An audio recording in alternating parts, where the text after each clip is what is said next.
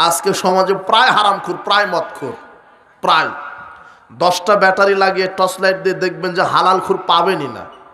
আপনি সকালে তদন্ত করেন যে হালালখোরকে, যে সবচেয়ে ভদ্রলোক সেও জর্দা খায়।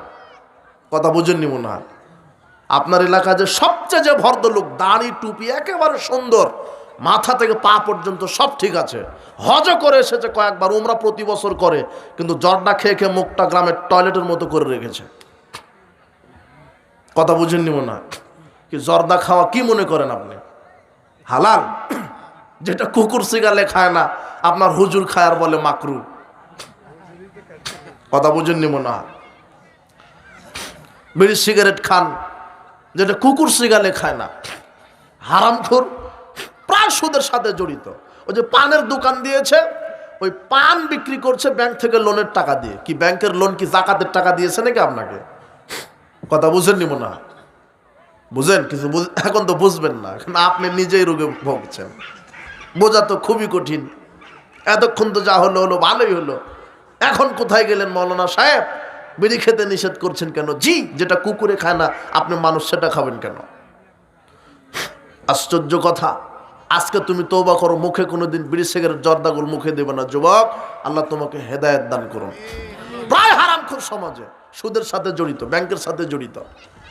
যে মুদির দোকান দিয়েছে সে ব্যাংকের সাথে জড়িত। আর আপনার এলাকায় জমি কটের ব্যবস্থা আছে নাকি? হ্যাঁ, জমি কট বুঝেন না নাকি? আমি আপনার 1 বিঘে জমি 2 লক্ষ টাকা দিয়ে কট নিলাম, যতদিন টাকা ফেরত না দিবেন আমি খেতেই থাকবো। এটা হলো অরিজিনাল সুদ, অরিজিনাল হারাম। ওই জমিনে ধান চাষ করে, ধান বিক্রি করে, বোয়াল মাছ কিনে তাহাজ্জুদে ঢেকুর তুলে সুবহানাল্লাহ বলতে বলতে বমনও যদি করি, 1 নেকিও হবে না। জাহান্নাম রেডি আছে, জান্নাত রেডি নেই। আবু হুরায়রা রাদিয়াল্লাহু আনহু বলছেন, রাসূল সাল্লাল্লাহু আলাইহি ওয়াসাল্লাম বললেন, আল্লাহ যখন জান্নাত তৈরি করলেন, জিবরাইলকে বললেন দেখে আসো। যাহাবা ফানাযার ইলাইহা ইলা মা'আদ্দা আহলিহা ফিহা। জিবরাইল গেলেন, দেখলেন, দেখে আল্লাহর কাছে ফিরে এসে বলছেন, আল্লাহ লাইসমা বিহাদুন ইল্লা দাখালাহা। জান্নাতের কথা যেই শুনবে সেই ঢুকতে যাবে। সুম্মা হাফাহা বিল মাকারিহি। এরপরে আল্লাহ জান্নাতের চতুর্দিকে নিয়ম নীতি দ্বারা ঘিরে দিলেন। কি দ্বারা? জান্নাতের চতুর্দিকে নিয়ম দ্বারা ঘিরা আছে। মানে জান্নাতে ঢুকতে গেলে কি লাগবে? নিয়ম লাগবে। কার নিয়ম? না আপনার নেতার? হ্যাঁ, আপনার কোম্পানির ম্যানেজারের। কোম্পানির ম্যানেজার বলেছে এখানে চাকরি করলে প্রতিদিন দাড়ি চাঁচা লাগবে, তাই বলেনি? বুঝেননি মনে হয়? যুবক, তুমি এই সামান্য বেতনের চাকরি ছাড়তে পারছো না এই দাড়ির জন্য। ওই চাকরির মুখে লাথি মারো তুমি। তো তোমার কোম্পানি একটা নিয়ম বেঁধে দিয়েছে, দাড়ি চাঁচতে হবে। প্রতি মাস 40 লক্ষ টাকা কালেকশন করতে হবে, ওর একটা নিয়ম, না হলে চাকরি থাকবে না। তো আল্লাহ জান্নাতে ঢোকার পূর্বে জান্নাতের চতুর্দিকে নিয়ম নীতি দিয়েছেন। কি দিয়েছেন? ওখানে গেলে পর্দা করা লাগবে। কি করা লাগবে? জান্নাতে ঢুকতে গেলে 5 ওয়াক্ত সালাত, জান্নাতে ঢুকতে গেলে হালাল রুজি, জান্নাতে ঢুকতে গেলে সত্য কথা, জান্নাতে ঢুকতে গেলে রমাদানের সিয়াম, জান্নাতে ঢুকতে গেলে আমানতদারিতা, জান্নাতে ঢুকতে গেলে হালাল রুজি। হালাল রুজি আছে যার, জান্নাত তার। এরপরে জাহান্নাম তৈরি করলেন। আগে জান্নাত তৈরি করেছেন। আগে কি তৈরি করেছেন? এরপরে জাহান্নাম। জাহান্নাম তৈরি করার পরে জিবরাইলকে বলছেন, যাও তো জাহান্নাম দেখে আসো তো কেমন হলো। জিবরাইল দেখে শুনে এসে বলছেন, আল্লাহ, জাহান্নামের কথা যে শুনবে ফায়াদখুলুহা, সে যাবে না, যেতে চাইবে না, খুব ভয়াবহ। সুমহাফ হবে শাহওয়াত। এখন জাহান্নামের চতুর্দিকে মানুষের প্রবৃত্তি, আকাঙ্ক্ষা দ্বারা ঘেরা আছে। কি দ্বারা ঘেরা আছে? মানুষের কি দ্বারা? আকাঙ্ক্ষা দ্বারা। আকাঙ্ক্ষা, প্রবৃত্তি মানে মানুষের আকাঙ্ক্ষা কি? মানে সুদ খাবো, ঘুষ খাবো, জেনা করব, এটা গান বাজনা শ্রবণ করব, সিগারেট খাই। মানে অন্তরের গোলাম, প্রবৃত্তির গোলাম, মন যা বলে তাই করে। এরকম লোক আছে না সমাজে? মন যা বলে তাই। এই জাহান্নামের চতুর্দিকে মনের প্রবৃত্তি দ্বারা ঘেরা আছে। এই জন্য জাহান্নাম একেবারেই সহজ। জান্নাতে যেতে গেলে নিয়ম নীতি লাগবে। হারাম খেয়ে জান্নাত হবে না। আল্লাহ নবী বলছেন লা ইয়াদখুলুল জান্নাতা জাসাদুন গুযিয়া বিল হারাম। ওই দেহ জান্নাতে যাবে না যে দেহ হারাম খাদ্য দ্বারা গঠিত হয়েছে। আর হারাম কি? মদ। হারাম কি? সুদ। হারাম কি? ঘুষ। হারাম কি? দুর্নীতি। আজকে প্রায় সমাজের সুদের সাথে জড়িত, ঘুষের সাথে জড়িত, মাদকতার সাথে জড়িত, বিড়ি সিগারেট জর্দা গুল ইয়াবা সেবন করে যুব সমাজ ধ্বংস হয়ে যাচ্ছে। গান বাজনা, অশ্লীলতা, মাদকতা, যৌনাচার, বেপরদায় মানুষ আজকে পাপকে পাপ মনে করছে না, অথচ পাপ নিয়ে উপস্থিত হলে আল্লাহ জাহান্নামে দিবেন। আর এই জাহান্নামীদের খাদ্য হবে জাক্কুম বৃক্ষ। জাহান্নামে খেতে দিবেন রক্ত পুঁজ মিশ্রিত গরম তরল পদার্থ। রক্ত পুঁজ মিশ্রিত গরম তরল পদার্থ দুর্গন্ধযুক্ত এই খাদ্য কাকে খেতে দিবেন? আল্লাহ ওয়াদা করছেন। আল্লাহর নবী বলছেন ইন্না আলাল্লাহি আহদান, নিশ্চয় আল্লাহর ওয়াদা রয়েছে। আল্লাহ ওয়াদা ভঙ্গ করবেন? আইয়াসকিয়াহুল্লাহু তিনাতিল খাবাল, আল্লাহ জাহান্নামীদেরকে তিনাতুল খাবাল পান করাবেন। সাহাবীরা জিজ্ঞাসা করছেন মা তিনাতুল খাবাল? তিনাতুল খাবাল কি? ও আরাক আলিন্নার ও সারাত আলিন্নার। তিনাতুল খাবাল হচ্ছে যারা চিরস্থায়ী জাহান্নামী, তাদের শরীর থেকে রক্ত পুঁজ মিশ্রিত গরম তরল পদার্থ দুর্গন্ধযুক্ত এটা খেতে দিবেন। যারা মদখোর, যারা মদ পান করে, এদেরকে আল্লাহ খেতে দিবেন। জাহান্নামীদের খাদ্য কারো হবে জাক্কুম বৃক্ষ কাঁটাযুক্ত খাবার, কারো খাবার হবে এই পুঁজ মিশ্রিত গরম দুর্গন্ধযুক্ত তরল পদার্থ, কারো খাবার হবে লা ইয়াযকুনা ফিহা বারদাও ওয়ালা শারাবা। আল্লাহ বলছেন জাহান্নামের সেখানে স্বাদ আচ্ছাদন করবে না, গরমও না ঠান্ডাও না, ইল্লা হামিমা ওয়া গাসসাকা, তবে হ্যাঁ ফুটন্ত পুঁজ, ফুটন্ত গরম পুঁজ কিছু জাহান্নামীদেরকে খেতে দিবেন।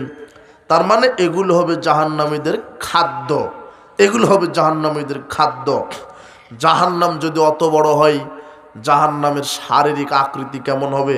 আল্লাহর নবী বলছেন একজন জাহান্নামের এই কাঁধ থেকে এই কাঁধের দূরত্ব হবে 3 দিন দ্রুতগামী ওট যদি দৌড়ে যায় 3 দিন 3 রাত যত দূর চলে যেতে পারে, একটা জাহান্নামের শারীরিক আকৃতি এই কাঁধ থেকে এই কাঁধের দূরত্ব এত হবে। ইন্না জিরসা মিসলু উহুদ, একটা জাহান্নামীর দাঁত হবে উহুদ পাহাড়ের সমান। ও ফাখিজু মিসলু বাইদা, ওরান হবে বাইদা পাহাড়ের সমান। ইন্না মাজলিসু মিন জাহান্নাম মা বাইনা মক্কা ওয়াল মদিনা, আর জাহান্নামীদের বসার জায়গা হবে একজনার মক্কা থেকে মদিনা 450 কিলোমিটার, 250 মাইল। তো জাহান্নামীদের আকার আকৃতি কেমন? উপস্থিত বৈঠকের মুসলিম দিনী ভাই বোন, জাহান্নাম অতীব কঠিন জায়গা। ইন্না ফিন নারে হায়াতিন কামসালিল বুখতে, আল্লাহর নবী বলছেন জাহান্নামের ভিতরে খোরাসানি বড় বড় বখতে উটের মতো গলা বিশিষ্ট সাপ আছে। জাহান্নামীদেরকে যদি একবার দংশন করে তাহলে 40 বছর তার বিষক্রিয়া থাকবে। এত বড় বড় সাপ, এত বড় বড় সাপ জাহান্নামীদেরকে একবার দংশন করলে 40 দিন বিষক্রিয়া, 40 বছর বিষক্রিয়া থাকবে। জাহান্নামীদেরকে যখন বলা হবে, সব মানুষকে বলা হবে পলসিরাত পার হয়ে যাও, তোমরা সেরাত পার হয়ে যাও, রাস্তা পার হয়ে যাও। মানুষ তার ইমানের গতিতে পার হবে, কেউ বা বৈদ্যুতিক গতিতে, কেউ বা বাতাসের গতিতে, কেউ বা দৌড়ের গতিতে, কেউ বা পায়ে হেঁটে, কেউ বা শেষরিয়ে। যারা সালাত সিয়াম হজ যাকাত দুনিয়াতে আদায় করেছে তাদের আলো ঝলমলে হবে। মুনাফিকরা বলবে এই ইমানদার মুমিন নারী পুরুষ তোমরা একটু অপেক্ষা করো, তোমাদের আলোতে যেন আমরা পার হতে পারি।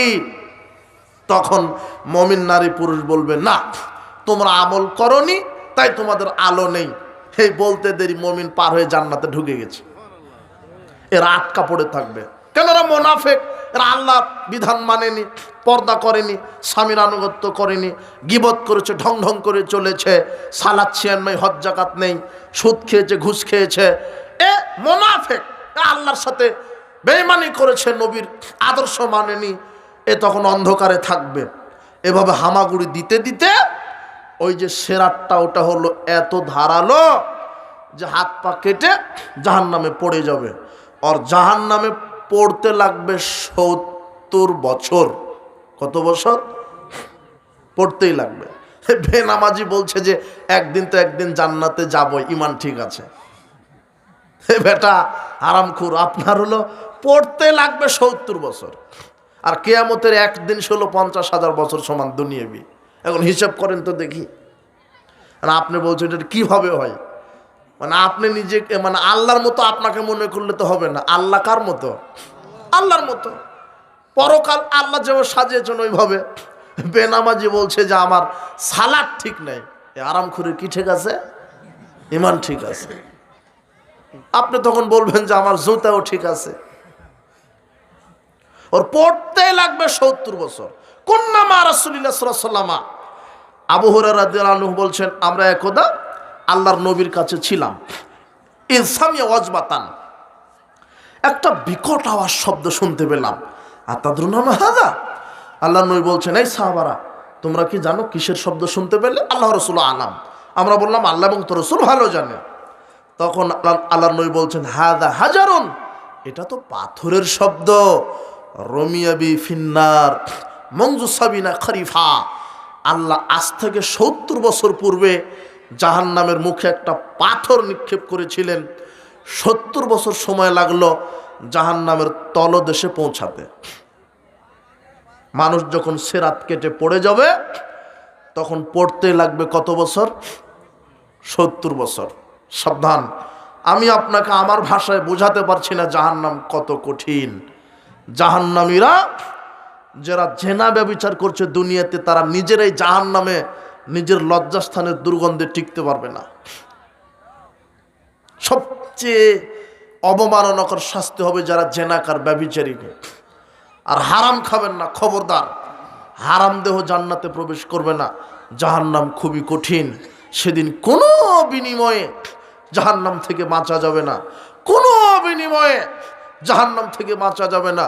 সেদিন টাকা পয়সা নেই, দেরহাম দেনার নেই, আত্মীয় স্বজন দিয়ে হবে না, ছেলে মেয়ে দিয়ে হবে না, প্রতিবেশী দিয়ে, জাতি নেতা নেত্রী দিয়ে হবে না। সেদিন জান্নাত হবে নিজের ভালো ঈমান এবং আমল দ্বারা।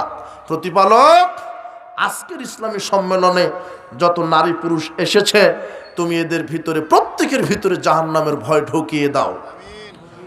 জাহান্নাম থেকে বাঁচতে, জান্নাতে প্রবেশ করতে যা লাগে আল্লাহ তুমি আমাদেরকে তা করার তৌফিক দান করো। প্রতিপালক, আমি শুনেছি যুবকেরা কষ্ট করে প্রোগ্রামটা করেছে। এই যুবকদের প্রতি নসিহত থাকবে, অনেক যুবক ভাইয়েরা আছে নিজেরা তাফসির মাহফিল পরিচালনা করে কিন্তু নিজেরাই সালাত আদায় করে না। এটা যেন না হয়। সালাত যা আদায় করে না, মুসলমান সে দাবি করার তার যোগ্যতা থাকে না। যে ব্যক্তি 5 ওয়াক্ত সালাত আদায় করে না সে মুসলমান না। যুব সমাজ, তুমি তওবা করো। এই যৌবনকাল চিরদিন থাকবে না। তুমি বলছো যে আরেকটু বয়স হলেই দাড়িটা ছেড়ে দিব, মেয়েকে বিবাহ দিলেই দাড়িটা ছেড়ে দিব। তার মানে আপনি বুঝতে চাচ্ছেন যে মেয়ে বিবাহ দেওয়া পর্যন্ত বেঁচে থাকবেন, তাই না? এখন কেবল 26 বছরের যুবক, আর 10টা বছর যাক না, তাহলে সালাত আদায় করা ধরবো। তার মানে তুমি কি আল্লাহর সাথে চ্যালেঞ্জ করলে যে 10 বছর বেঁচে থাকবে? তুমি এখন চ্যালেঞ্জ করো তো দেখি আমি এখান থেকে জীবনে উঠতে পারবো। কথা বুঝনি মনে হয় তুমি। সাবধান যুবক, আল্লাহ তোমাকে ইসলামের খাদেম হিসেবে কবুল করুন। যাবতীয় কাবিরা গুনাহ থেকে তুমি বিরত থাকো। সুদ খাওয়া, ঘুষ খাওয়া, দুর্নীতি করা, গান বাজনা। আর কোনোদিন মানুষকে ক্ষমতা দেখাবে না। ফেরাউন ক্ষমতা দেখিয়েছ 400 বছর, তারপরে ডুবে অসহায় হয়ে মারা গেছে। কি হয়ে? তোমার নেত্রীয় ক্ষমতা দেখিয়েছিল 16-17 বছর। অসহায়, 45 মিনিট সময় পেল না, তুমি ক্ষমতা দেখাও না। তোমাকে দেখতেছি ক্ষমতা না যেতেই তোমার আবার যে আস্ফালন, তুমি ক্ষমতায় গেলে বা কি করবা, সাবধান হও তুমি। আল্লাহর ধরা বড় খুবই কঠিন, আল্লাহর ধরা খুবই কঠিন। আর তুমি মনে রেখো, আল্লাহ মানুষকে ক্ষমতা দেয় ক্ষমতা ছিনিয়ে নেওয়ার জন্য, চিরকাল কাউকে ক্ষমতা দেয় না। আল্লাহ দেখতে চান যে কত পারো দেখি তো একটা। ফেরাউনকে রশি ছেড়ে দিয়েছিল 400 বছর, কত বছর? যখন টান দিয়েছে তখন আর সময় দেয়নি। ফেরাউন বলেছিল আল্লাহ এবার মাফ করো, আনা মিনাল মুসলিমিন, আমি মুসলমান।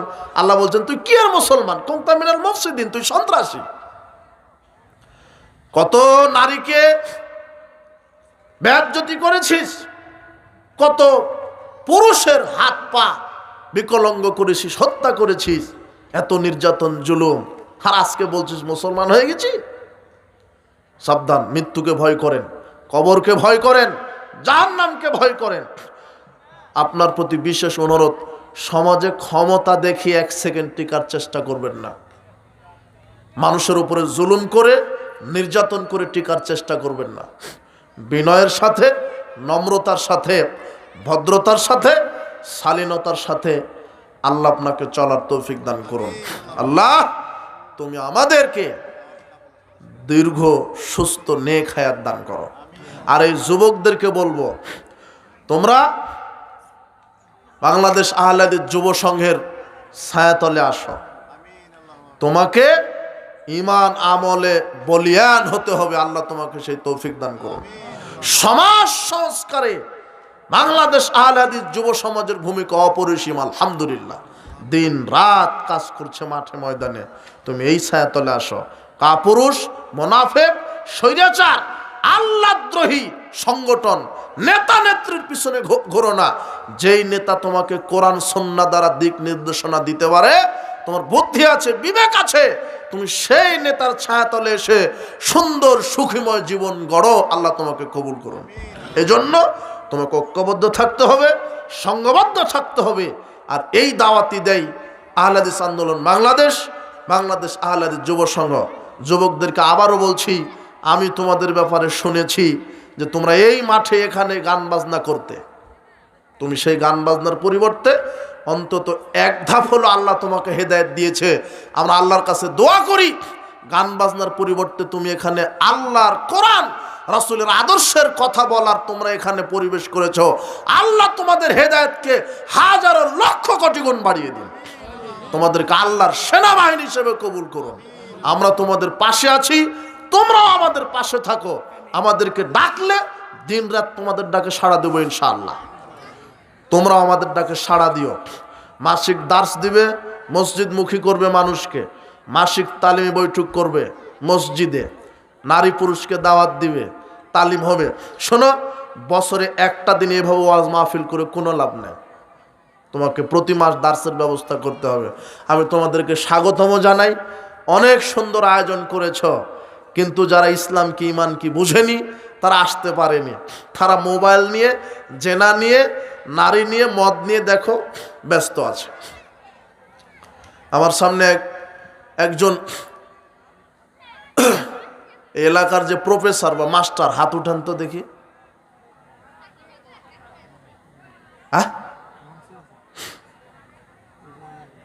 সামনে বলেছি নাই কেউ, সব খেটে খাওয়া লোক বসে আছে, তাই না? আর আপনার প্রফেসর চিন্তা করে যে আমি তো মাস গেলে 50,000 বেতন পাই, কি খামোখা শীতের সময় ওখানে ভ্যার ভ্যার শুনবো। কথা বুঝেননি? তোমার হলো হেফজখানায় হাফেজ হয়। বাংলাদেশে কোনো সচিবের ছেলে, মন্ত্রীর ছেলে হাফেজ হয়েছে এটা আমার আজ পর্যন্ত জানা নেই। ওদের ছেলে লন্ডনে পড়ে, আমেরিকাতে পড়ে। ও যেই কাতারে চুরি করবে, ওর ছেলেও যেন ওইভাবে চুরি করতে পারে। হাফেজ হয়, আলেম হয় কার ছেলে?